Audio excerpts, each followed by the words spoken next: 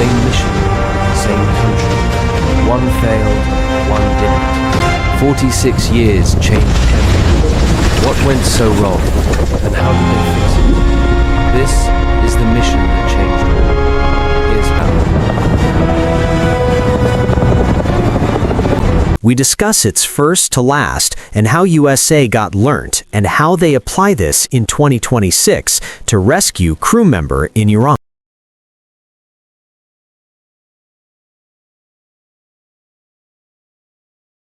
November 4th, 1979. Between 10 and 10:30 in the morning.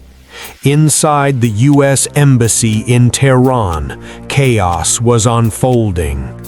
Political officer Elizabeth Ann Swift dialed Washington, D.C., her voice trembling with fear. And before the line went dead, her final words echoed, "We are going down." To understand what happened, you have to go back. Back to Iran, 1979. For 25 years, Mohammad Reza Pahlavi ruled the country with an iron grip, his power backed by the United States and Britain. But on the streets of Iran, anger was rising. Many no longer saw him as a king, but as a puppet of the West. Protests began. Voices grew louder, but the Shah crushed dissent with force. And then, a new voice emerged, a cleric, Ruhollah Khomeini. He spoke against the Shah, against Western influence, calling it an attack on Islam itself. His words spread like fire. The Shah tried to silence him, arrested in 1963, exiled in 1964. But exile didn't stop him.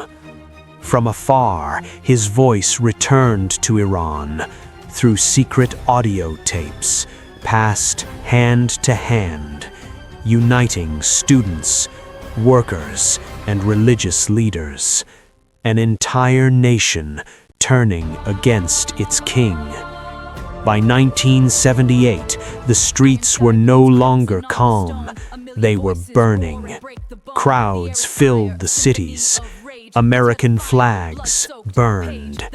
Chants echoed, "Down with the Shah, death to the puppet." The regime was losing control. And then it happened. January 16th, 1979. The Shah fled Iran.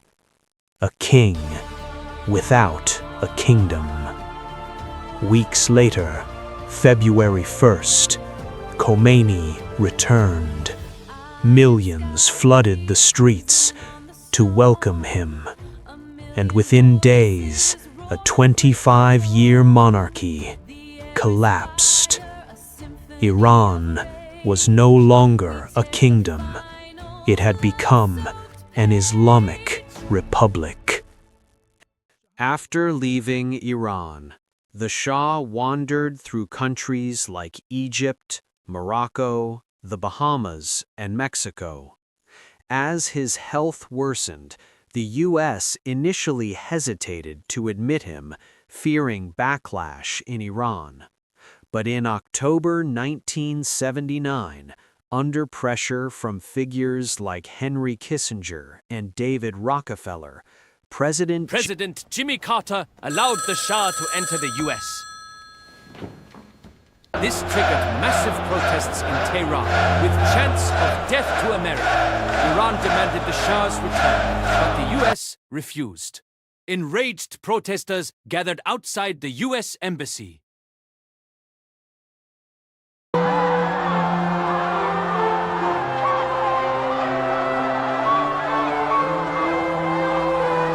Protesters set parts of the embassy on fire and seized the compound.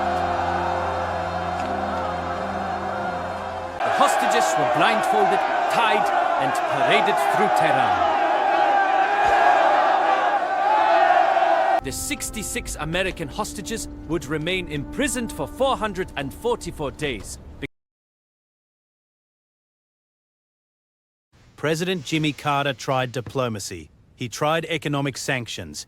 He tried back-channel negotiations through every intermediary he could find.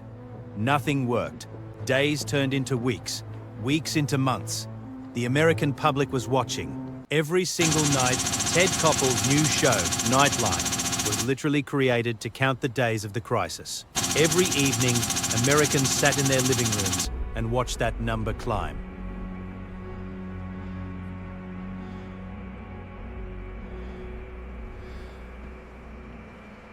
Krieg crisis. Other Limite with Quapertuschen. And my next stein of water, and packed in might fan the wolf. And behind closed doors, in the most classified rooms in Washington, a different conversation was happening. The President of the United States looked at his national security advisor, Zbigniew Brzezinski, and asked the question everyone had been afraid to ask. Can we go in and get them? Here's what you need to understand about 1980. There was no SOCOM, no Special Operations Command. There was no Joint Special Operations Command. The Army's Delta Force, created just 2 years earlier by Colonel Charles Beckwith, had never been used in a real-world operation. Colonel Charlie Beckwith. Remember that name. He's at the center of everything.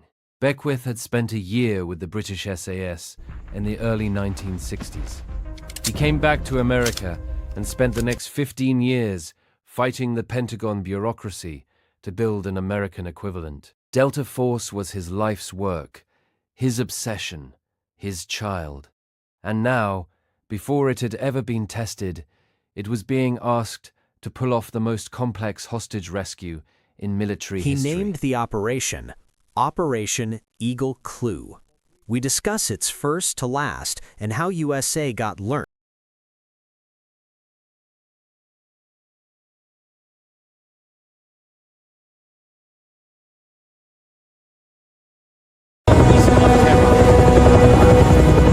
There, they would hide through the entire next day, waiting for nightfall.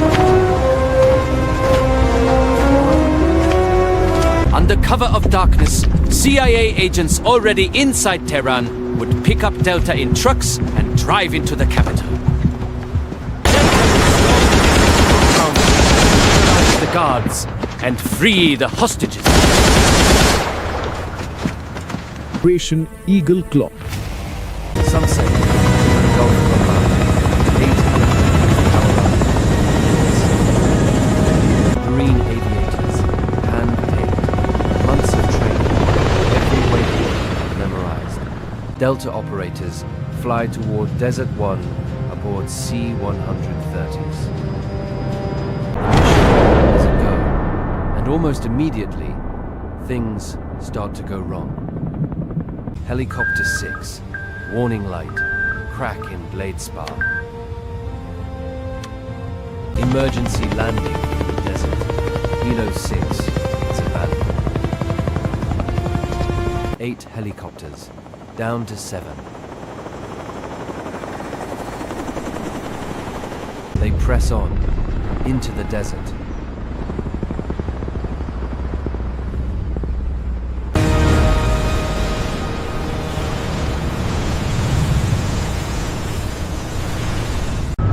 They fly into something no one predicted. Something the meteorologists missed. Something that will become the invisible enemy of Operation Eagle Claw. A haboob. A suspended dust cloud. Not on the ground, but hanging in the atmosphere. So fine, so thick, that it turned the night into a wall of brown nothing. Pilots couldn't see their own wingtips. Instruments became unreliable. Navigation became guesswork. Radio silence. That's critical to avoid Iranian radar detection. The helicopters were forbidden from communicating with each other, or with the C-130s already on the ground at Desert 1. 8 helicopters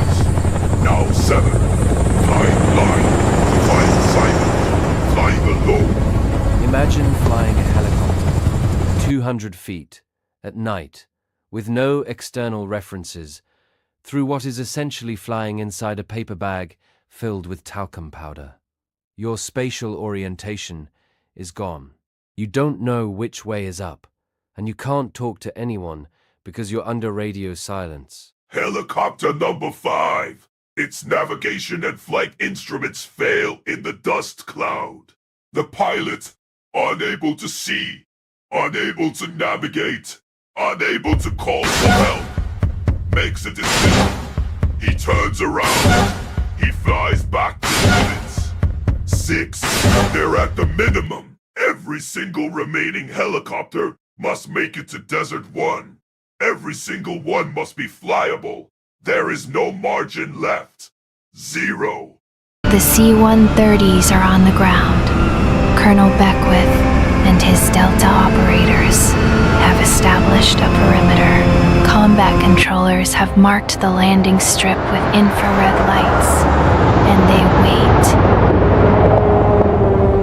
A road that intelligence said was rarely used. The Rangers stopped the bus. 44 Iranian civilians are detained and held on one of the C-130s.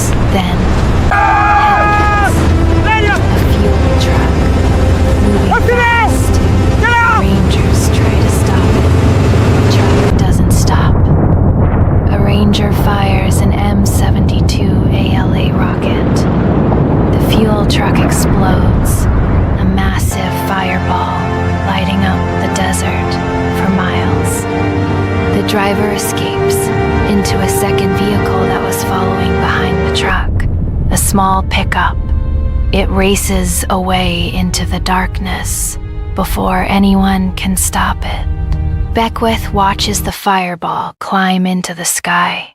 He knows every Iranian within 20 miles can see it. He knows the clock is now ticking in a way it wasn't before. But the mission continues, because it has to. Helicopters begin arriving. They're nearly 19 minutes behind schedule.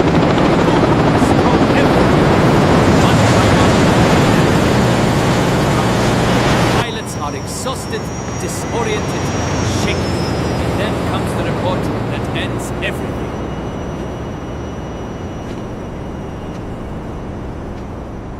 Bluebeard 2 has a hydraulic failure. Secondary system is intermittent. Aircraft is not mission capable. Helicopter number 2, Bluebeard 2, has a partial hydraulic failure. The backup system is unreliable. The aircraft cannot be trusted on a 200-mile flight to Desert 2. 6 helicopters became 5. 5 is below the mission minimum. It's a no-go. We're pulling out. Request permission to abort. The message goes up the chain to General Vought at Wadi Kana in Egypt, to the Pentagon, to the White House, to President Carter himself. Carter asks one question: is there any way to complete the mission? The answer comes back: no, sir. At 2:10 a.m. local time, President Jimmy Carter authorizes the abort of Operation Eagle Claw. But the worst part of this story hasn't happened yet.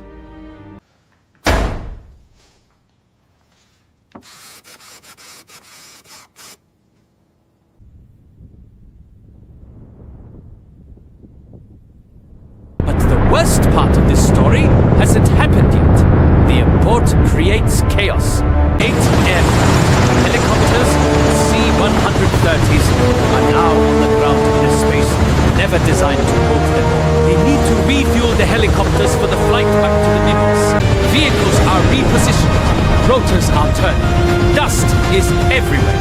Helicopter number 3, Bluebeard 3, needs to reposition to allow a C-130 to taxi for takeoff. The pilot lifts off. He's hovering. Dust swirls around him. Brownout. He loses visual reference. The helicopter drifts.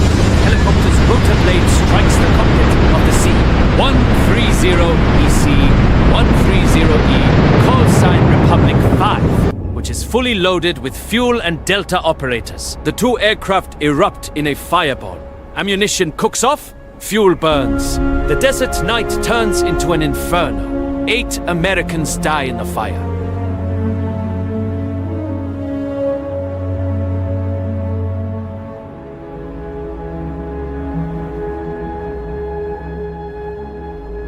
Eight men, 8 families who would get the worst phone call of their lives.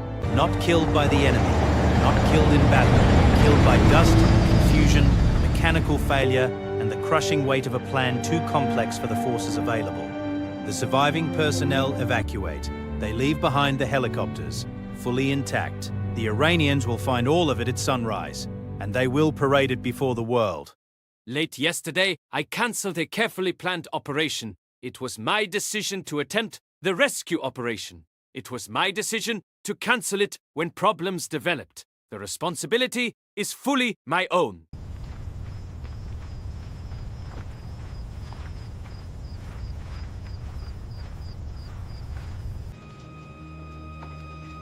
The failure of Eagle Claw directly led to the creation of the Holloway Commission, the official investigation that exposed every flaw. The Joint Special Operations Command, JSOC, created in 1980 to ensure Special Operations Forces could work together across service branches. The 160th Special Operations Aviation Regiment, the Night Stalkers, born specifically because Eagle Claw proved that Special Operations needed dedicated, specialized helicopter pilots who trained for exactly these missions. The Goldwater-Nichols Act of 1986, the most significant reorganization of the U.S. military since 1947, mandating true joint operations. United States Special Operations Command, SOCOM, established in 1987 to unify all Special Operations Forces under one command. The 8 men who died at Desert One, they didn't just die in a failed mission. They died at the beginning of a revolution in American special operations. Every hostage rescue, every counterterrorism raid, every precision strike for the last 4 decades carries their fingerprints. This result we will get in Rescue Mission in Iran 2026. Now we discuss the mission. One of the most daring rescue missions in history. Deep behind enemy lines, surrounded by mountains and hostile forces. And yet, the US military follows one unbreakable law: leave no man behind. To bring back a single soldier, hundreds of special forces, dozens of helicopters, and an entire sky filled with warplanes. The mission began when an aircraft went down.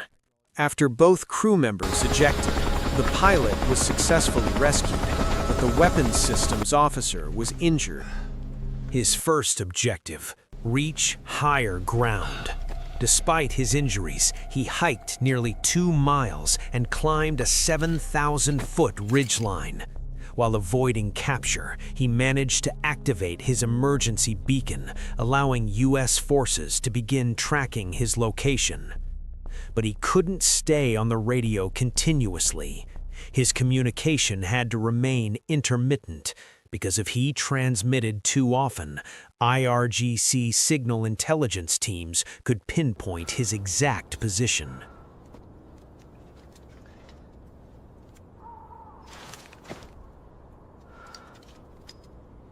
But the CIA was already one step ahead. They launched a massive deception operation, a carefully planned ruse designed to force the IRGC to search the wrong location. When the enemy finally realized they had been deceived, the situation continued. They swarmed the mountainous area surrounding the injured officer, providing heavy covering fire. Just in time, Special Forces arrived in Little Bird helicopters, providing heavy covering fire alongside A-10 Thunderbolts and MQ-9 Reaper drones. But as they moved toward the extraction point, everything began to go wrong, proving that the U.S. military is willing to destroy even a $100 million aircraft to save a single fallen comrade. 2 a.m., the skies over Isfahan are usually silent. But tonight, the U.S. military's most elite units, Delta Force and Navy SEAL Team 6, move in. They arrive in MH-6 Little Bird helicopters, armed with miniguns and missiles built for speed and agility in mountainous terrain. Supporting them are Blackhawks and Pavehawks, used to insert and extract special forces.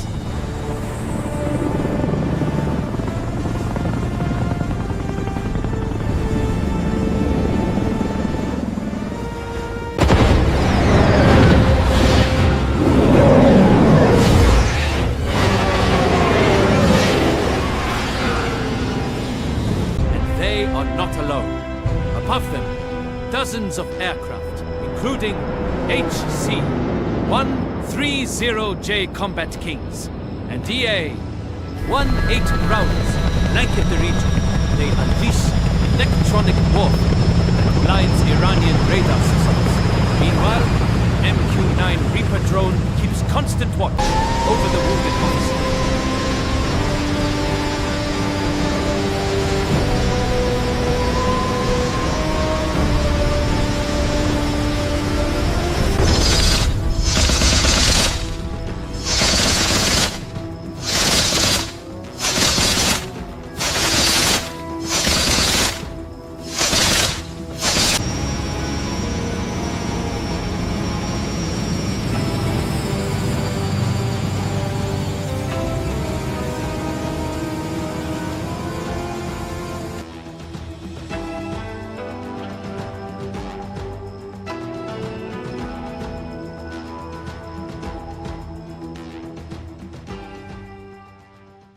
Stage 4, the most unbelievable part. US forces establish a temporary base inside Iran itself. An abandoned agricultural airstrip just 200 feet wide and 3,900 feet long is transformed into a forward operating base.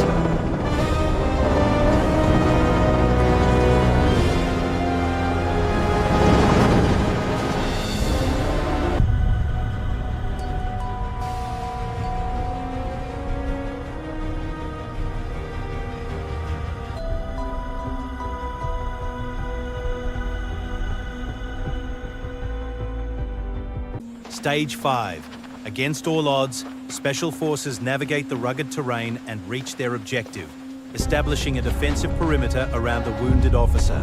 But time is running out. Just as they prepare to extract him, distant rumble, enemy forces appear on the horizon. IRGC units and militias are rapidly closing in from all directions. Nous savons bien qu'il est là. Nous voilà. Commandant!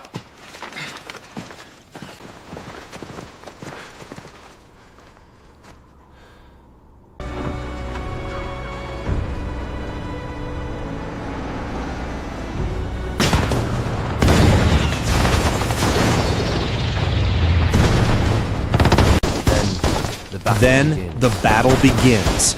A massive firefight erupts, lasting for hours.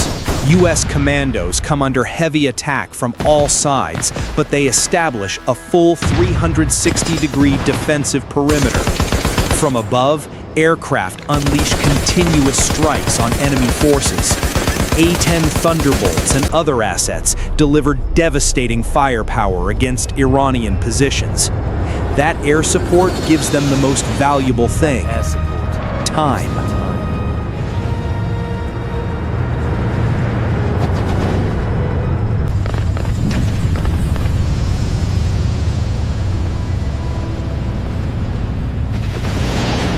And in those critical seconds, the wounded officer is finally loaded onto a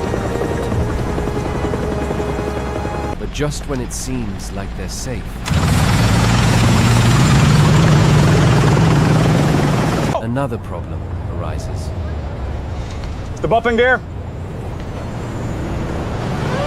At the temporary airstrip near Shiraz, 2 transport aircraft failed to take off. IRGC forces are closing in fast. Commanders quickly deploy additional aircraft, and in the end, they make a drastic decision.